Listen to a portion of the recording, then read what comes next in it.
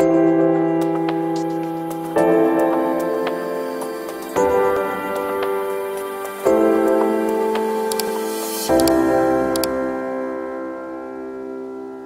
health and mental illness are increasingly being used as if they mean the same thing, but they do not. Before we get started, please make sure to like, subscribe, and click on the bell icon for post notifications. Everyone has mental health, just like everyone has health. As the World Health Organization famously says, there is no health without mental health. In a course of a lifetime, not all people will experience a mental illness, but everyone will struggle or have challenges with their mental well-being, and that's their mental health. Just like we have challenges with our physical well-being from time to time. When we talk about mental health, we're talking about our mental well-being. For example, our thoughts, our emotions, and our feelings, our ability to solve problems and overcome difficulties, our social connections, and our understanding the world around us.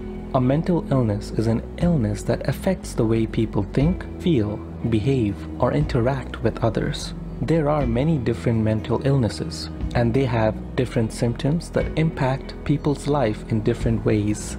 Just as someone who feels unwell, it doesn't mean that they have a serious illness. People may have poor mental health without being mentally ill. We all have days where we feel a bit down or stressed out or overwhelmed by something that's happening in our lives. An important part of the good mental health is the ability to look at problems or concerns realistically.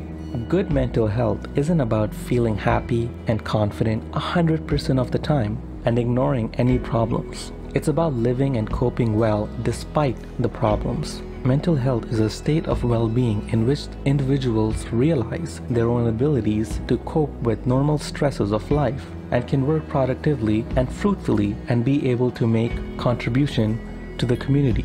Mental illness is recognized medically diagnosable illnesses that result in significant impairment of an individual's cognitive, affective, or relational abilities. Mental disorders result from biological, developmental, or psychological factors that can be managed using approaches comparable to those applied to physical diseases. There are many types of mental illnesses, just as there are many types of physical illnesses. Some examples are mood disorders, anxiety disorders, psychotic disorders, and personality disorders. Despite our poor mental health not defined as illnesses, having poor mental health is associated with the emotional distress and psychosocial impairment.